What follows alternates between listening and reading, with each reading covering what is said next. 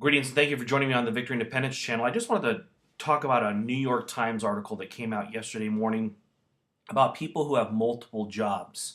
They interviewed one man who had four jobs, literally working from 7 a.m. to midnight between the four jobs. And, they also talked about how the official unemployment rate is 14 million people, but right now there are 6 million people who've been unemployed officially for more than 6 months. And again, I always say officially because we know that number is actually larger because of the flaws in the way the BLS calculates someone who's officially unemployed. Now, the reason I wanted to talk about this was because number one, people have been put on a fiat currency treadmill. Basically, they're paid in dollars, they save in dollars, their assets are in dollars, everything they have is tied to the US dollar. And so they always feel like they need to do more, they need to work more. I mean, if you look at families nowadays, everybody talks about the luxuries we have. Yeah, technology has improved. Um, but when you look at a family of three or a family of four or five, or just a single guy or a single lady, they're working more hours, or they have two household incomes. They have credit cards. They're maxed to the hilt. Their home equity line of credit.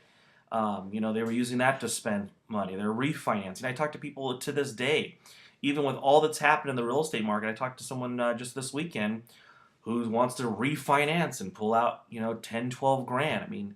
To pay off credit cards of all things. So people are constantly trying to reach out for more and more fiat money as everything goes up. Now, I know the government will tell you things aren't going up, but the fact is things are going up. In fact, we practically had hyperinflation in the housing market from 1999 to 2006, specifically that 2004 to 2006 range. Houses were just out of control. Here in California, they were going up 30, 40, 50% in some areas in just 1 year. People would just buy them and then 2 months later and sell them. And you see that in fuel. You see an increase in prices in food. People are seeing it in rents. I don't know about your area, but in Southern California, what's happening is so many people have foreclosures on their record. And because all these people are letting go of their homes, now they're all in the same rental line to apply for a rental. And they've all got these foreclosure issues. So, of course, the property management company or the landlord or whoever owns the property is saying, well, I don't know, you guys obviously have this foreclosure thing. We might need to charge you a little more or a little bit bigger of a deposit. So we're actually seeing rents rise in California. I'm actually probably pretty confident that it's going throughout the country because if home ownership is going down, that means rental applications are going up. So simple supply and demand. Of course, there's also this permanent loss of jobs, these jobs that will never come back, or at least not come back in generations. And of course, that is, people are going to talk about how the economy is dysfunctional or whatever, but no one ever really points to the reason why it's so dysfunctional. Remember, it's the government that created all these housing jobs, that created all these construction jobs. I was looking at these Greece riots that are going on because they've got this national day of protest, national day of strike, because they have to live within their means. And, I think it was 250,000 people have been laid off in the private sector in the last year in Greece. Not one public union worker has been laid off in Greece in the last year. 250,000 for private workers, zero for the public sector. So that's why they're rioting, because they live an unsustainable government lifestyle. And really that's where all the Western countries are headed, United States included. We have more and more government workers, and you're trying to basically slush the money around. I guess it's kind of like the end of a pyramid scam. There's less and less people to put into pay the people at the top. So another thing I want to talk about is consumer confidence hitting an 8-month low. The average for this indicator is 90. It's right around 58. And this is an 8-month low. And it reminds me a lot of 2008. If you guys recall, in 2008, the banking stocks were rallying, even though they should have been just getting crushed. And then, of course, the day of reckoning came after Lehman Brothers filed bankruptcy. And here we are in a situation where the consumer is contracting, the consumer is being beaten up pretty badly with price inflation and job losses, and the consumer stocks which are supposed to be forward-looking, are rallying. They're doing great. Then you look at some of the fundamental companies that are doing strong. They're producing. They're earning income.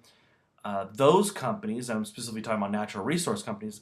Those companies are flat or going down.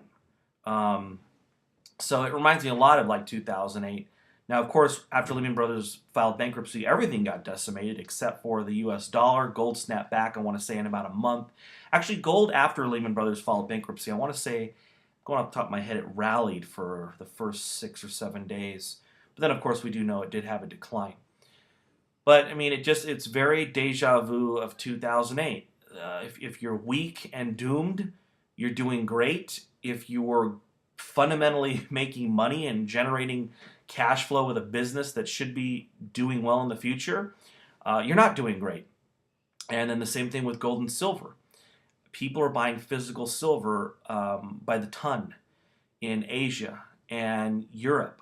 Europe, it's not like the United States, where in the United States, people are selling gold 10 cents on the dollar to cash for gold.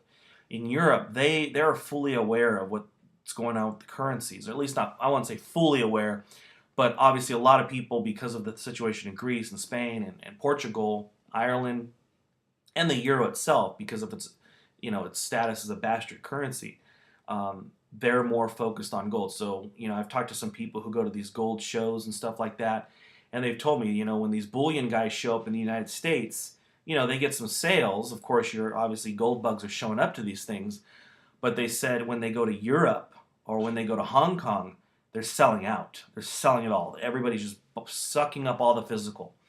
And, it's the same with physical silver. I go to about 3 or 4 shops in my area, and I try to buy physical silver from them. Well, for the last about 4 weeks, they really haven't had any. I mean, I'm talking about, when I say they haven't had any, I'm talking like literally they'll sell me like 8 ounces or 10 ounces or 20 ounces. Very, very little from what they used to have.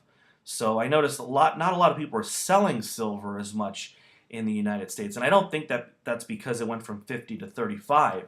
If anything, if an average person was watching it go from 30 to 50 back down to 35, they would panic and they would just start selling it all. And you got to remember that was about a 2-week time span, so everybody talks about how it went up. Look, it was 2 weeks. The odds are very low that any long-term silver investor has actually been, persuaded to sell silver or been shaken too badly if they know the fundamentals. If you guys haven't seen my silver video, just Google silver shortage this decade, and you'll see everything possible. Now, in that video, by the way, I do mispronounce catalytic converter. I may be mispronouncing it now, but I don't know anything about cars, so I know a lot of people, I put hours and hours and hours and hours and days into these videos, and I mispronounce something inside of a car, which I know nothing about except that 87 goes in it. And then, of course, that's what people have to say. It's like when I made The Day the Dollar Died, which was just an amazing video, the coolest thing I've ever done. I pretty much based it off the TV show 24. Originally, it was going to be 24 hours. And then, my brain got exhausted after 12. So anyway, The Day the Dollar Died, I get these comments from people. They go, oh, the sun set at 7 o'clock. That wouldn't happen in December. It's like, are you guys serious? Number one, it was a fictional video anyway. But I mean, it's so funny how people love to nitpick the smallest thing, and they have no idea what you've spent and how much time you've taken to make some of these quality videos that hopefully will go viral and help, educate people, help basically spread the word. I mean, obviously, I would hate to see this country just completely collapse to where there's no hope, where we're all just going into a complete socialism. I mean, look at the point at where Greece and England and these young people who should be looking at least from my perspective, should be looking at all the potential they have in their life. Instead, they're demanding free college. They're demanding they raise taxes on the rich. And of course, that's to each his own on the definition of rich. But they're demanding raise taxes. You got these union workers in Wisconsin chanting, "Raise our taxes, raise our taxes." Look, taxes suck, man. And I can't tell you, I hate paying income tax. It's an absolute crime. So many people say, oh, the corporations don't pay taxes. Well, first of all, let me just say this. No one should pay income tax, not the corporations and not the taxpayer. But if somebody's going to pay it, then only one should pay it. So either tax the corporations and don't tax me, or tax me and then don't tax the corporations, but preferably not me. But really think about how stupid it is. Why would you tax Sprint? And then Sprint pays everybody wages, and then they all pay taxes, and they pay the investors dividends, and they all pay taxes. I mean, it's ridiculous. I mean, again, I'm not advocating for the corporations not to pay tax. I'm advocating for no one to pay income tax. If you guys want to do some, sales taxes or different little things for services for local communities, that's fine. If you guys want to vote on that as a local community, that's fine. But I hate it that I have to pay taxes so that we can send billions of dollars over to foreign countries to aid them, so that we can send money to so many fraudsters. I mean, seriously, I'm sorry, but I don't even know if I should say this, but I know a lot of people frauding the system, and it's not wealthy people frauding the system. Of course, there are many wealthy people frauding the system, but the people I know are not poor and they're not wealthy. They're just middle class people, and they're frauding the system when it comes to getting home loans, when it comes to refinancing. They're frauding the government when it comes to unemployment compensation, disability, Social Security, medical payments. I know a guy who makes about $200,000-$300,000 a year, and he's obviously on the high end. But he got injured, and instead of dealing with it, he goes to the doctor, gives him a fake name, fake Social Security number, and gets treated for free. It's like, everybody, we've this fiat system, this whole system of where we take away people's property has just basically taught everybody to not respect each other's property, not respect private ownership, and no one cares. It's just like a whole system of fraud. We talked about the Matrix before. It's like this is just one big pile of fraud. I mean, it's not anywhere close to a free market or capitalism or socialism or communism. This is nothing. This is just banker fraud. The global elites, the people who are the most elite in the world, they control this paper that pretty much most people in this video want, including myself. Now I want it like you guys want it, so I can convert it into something else. But let's be real. People all around the world want this stuff, and these global elites have set up a system to where they're in charge of it. They're in charge of it so much so that they even create it and they issue it out. And governments have to go like bitches to the banks to get the money, to get the currency. Anyway, the system of fraud lives on. And of course, we can see that in the consumer stocks rallying as consumers are decimated in the economy. You guys have a great day.